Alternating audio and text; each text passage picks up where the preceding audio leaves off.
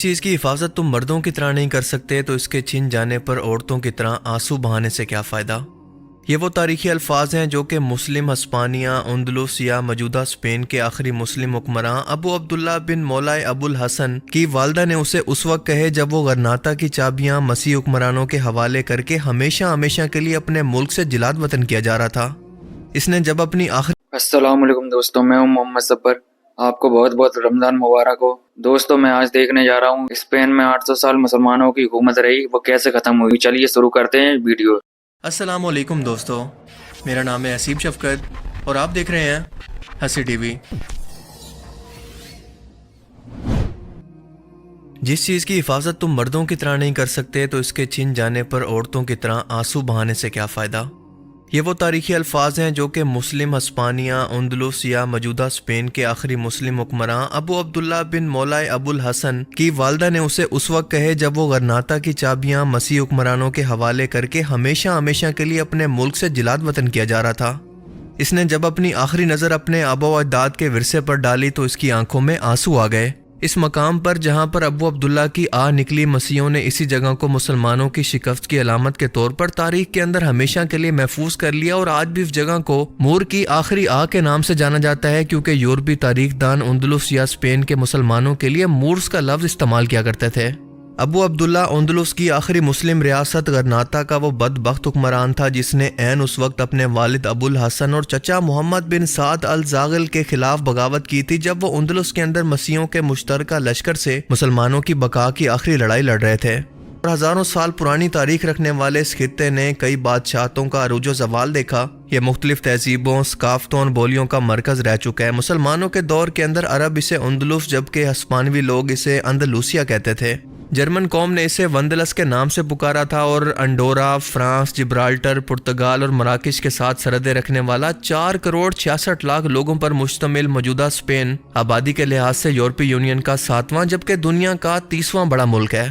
800 سال تک جس ملک پر مسلمانوں نے حکومت کی، جس کی سڑکوں اور تعمیرات پر آج بھی مسلمانوں کے طرز تعمیر کے نشان ہوں، یہاں پر گھومتے لوگوں کے لہجے اور ناموں کے اندر عربی زبان کے نشان آج تک باقی ہوں، مگر وہاں سے مسلمانوں کا آج تقریباً ہمیشہ کے لیے خاتمہ ہو گیا ہو، یعنی پوری دنیا کے اندر سب سے کم مسلمان آبادی یہاں پر موجود ہو، جو کہ ایک وقت کے اندر تقریباً 60 لاکھ کے قریب تھی۔ یہ سب آخر کیسے ہوا؟ ایسا کیا ہوا کہ اچانک سے اس مسلم ریاست سے مسلمانوں کا مکمل صفایا ہو گیا اور آج صرف ان کے نام و نشان ہی یہاں پر باقی ہیں؟ یہ سب جاننے کے لیے ہمیں تاریخ کے اندر بہت پیچھے جانا پڑے گا۔ ایک زمانہ تھا کہ جب یونان کو اپنے علم و طاقت کی بنیاد پر پوری دنیا کے اندر سپر پاور کی حیثیت حاصل تھی۔ یونان نے جہاں پر اپنی طاقت کی بنیاد پر یورپ کے تمام ممالک کو اپنی ریاست کے اندر شامل کیا، تو وہاں پر اسپین سمیت سمندر پار افریقہ کے کئی ممالک کے اندر بھی اپنی طاقت کا جھنڈا لہرایا۔ جب یونانیوں کا زوال شروع ہوا تو ان کی جگہ رومن حکمرانوں نے لے لی، اور رومن حکمرانوں نے جہاں برطانیہ سے لے کر اسپین تک کے علاقوں پر اپنی فوج کے ذریعے علاقے فتح کیے، تو وہیں پر شمالی افریقی ملکوں میں مراکش سے لے کر مصر تک اور بحیرہ روم کے کنارے آباد تمام ممالک کو بھی اپنی حکومت کے اندر شامل کر لیا تھا۔ 753 یعنی 753 کے اندر رومن حکومت قائم ہوئی اور 1453 تک قائم رہی، جس نے دیکھتے ہی دیکھتے میڈیٹرین سی کا تمام علاقہ اور پورے یورپ پر کنٹرول حاصل کر لیا، اور اپنے پیک پر موجود اٹلی، اسپین، موراکو، لیبیا، مصر، شام، عراق، ترکی، فرانس سمیت دنیا کے 3 بر اعظموں پر ان کا کنٹرول تھا، اور اس کا مرکز تھا اٹلی کا شہر روم۔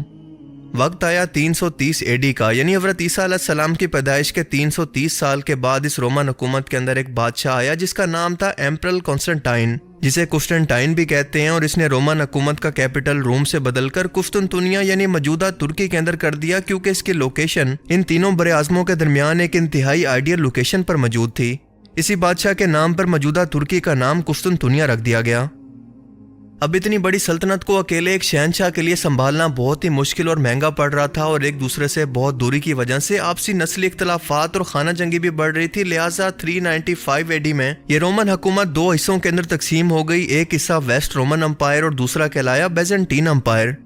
476 کے اندر ایسٹ رومن امپائر کو پورے یورپ کے اندر پھیلے جرمینک قبیلوں کے ہاتھوں بری طرح سے شکست ہوئی اور اسے ختم کر دیا گیا۔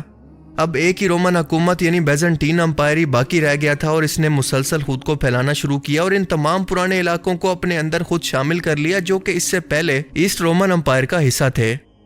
سن 600 اے ڈی کے آتے آتے یہ رومن حکومت اختلافات کا شکار ہو گئی، ان کی آپس کے اندر خانہ جنگی شروع ہو گئی اور ایک بہت بڑی جنگ کے اندر یہ اس وقت کی دوسری سپر پاور پرشین امپائر سے بری طرح سے ہار بھی گئی۔ یہ جنگ فلسطین کے اندر چل رہی تھی، جس کے اندر رومن حکومت کے کنٹرول کے اندر موجود یہ فلسطین کا علاقہ پرشین حکومت کے کنٹرول میں چلا گیا، جبکہ اسپین مسلسل رومن حکومت کے ایک صوبے کی حیثیت سے ان کے کنٹرول میں ہی تھا۔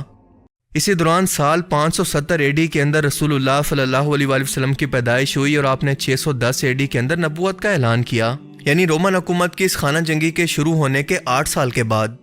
632 اے ڈی کے اندر رسول اللہ صلی اللہ علیہ وآلہ وسلم کی وفات ہوئی، اور آپ کی وفات کے بعد حضرت ابو بکر صدیق رضی اللہ تعالیٰ عنہ خلیفہ بنے اور مرتد اور باغیوں سے جنگوں کے اندر مصروف رہے اور اسلامی سلطنت کو بڑھایا نہیں جا سکا۔ جبکہ 634 اے ڈی کے اندر حضرت عمر کے دور کے اندر فتوحات کا سلسلہ شروع ہوا اور اسلامی سلطنت کو ہندوستان کی سرزمین کے بارڈر تک فتح کر لیا گیا۔ 655 کے اندر تیسرے خلیفہ حضرت عثمان کی شہادت ہوئی اور تب بھی فتوحات کا یہ سلسلہ رکا رہا۔ چوتھے خلیفہ مولا علی علیہ السلام مسلمانوں کی خانہ جنگی کو روکنے کے اندر مصروف رہے اور اسی لیے مزید فتوحات کا سلسلہ بھی رکا رہا، یہاں تک کہ 660 اے ڈی کے اندر آپ کی بھی شہادت ہو گئی اور حضرت حسن کی 6 ماہ کی خلافت ہی باقی رہی۔ اس کے بعد اسلام کے اندر بادشاہت کا یعنی ملوکیت کا نظام شروع ہوا اور سن 660 سے لے کر 680 تک امیر معاویہ نے شام کے اندر حکومت قائم رکھی اور اس کے بعد یزید بادشاہ بنا اور امام حسین علیہ السلام کو کربلا کے اندر مظلومانہ شہید کر دیا گیا۔ یزید کی موت کے بعد جب ان کے بیٹے نے حکومت لینے سے انکار کیا تو بادشاہت مروان اور اس کے بیٹوں کے اندر منتقل ہو گئی۔ ولید کے دور حکومت کے اندر ان سرحدوں کو پھیلانے کا سلسلہ شروع ہوا اور افریقہ کے اندر گورنر موسیٰ بن نصیر کے حکم پر ان کے سپہ سالار طارق بن زیاد نے اندلس یعنی موجودہ اسپین پر 7000 کی فوج سے حملہ کر دیا اور اسے فتح بھی کر لیا۔ اس دوران اسپین پر پروس گارڈز کی حکومت تھی، جو کہ ایک وقت کے اندر رومن حکومت کے اتحادی تھے اور بہت ہی زبردست واریر بھی تھے۔ انہی لوگوں نے مل کر ایسٹ رومن امپائر کے اندر بغاوت کر کے اسپین اور اس کے آس پاس کے علاقوں پر قبضہ کر لیا تھا، جو کہ ایک مکمل چھوٹا جزیرہ کہلاتا تھا جسے یہ لوگ کہتے تھے ایبیریا۔ ایبیریا کی فتح کے بعد بنو امیہ حکومت نے اس کا نام بدل کر رکھ دیا الاندلس۔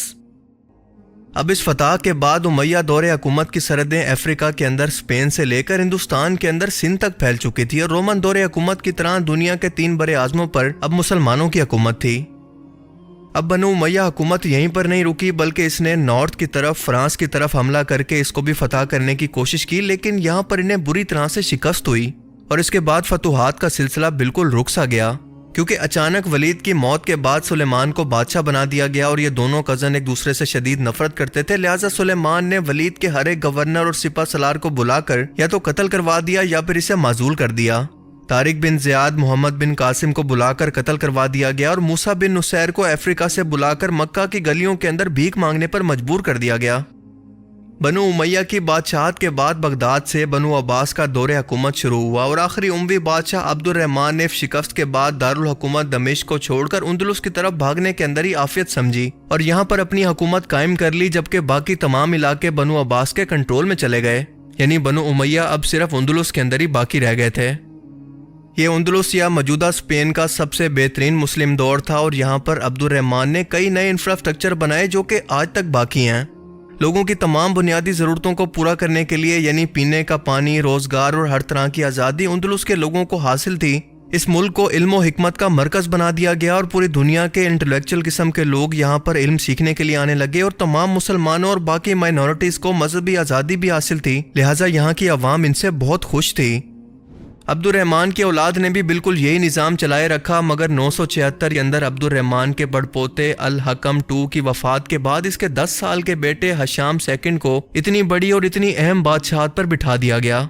اب اسی موقع کا فائدہ اٹھا کر اس حکومت کے گورنر اور وزیر اعظم نے اس کا خوب فائدہ اٹھایا اور ہر ایک گورنر نے اندلس کے اندر اپنی ایک الگ ریاست بنا ڈالی۔ اسی وجہ سے اندلس کے 23 یعنی کہ 23 ٹکڑے ہو گئے۔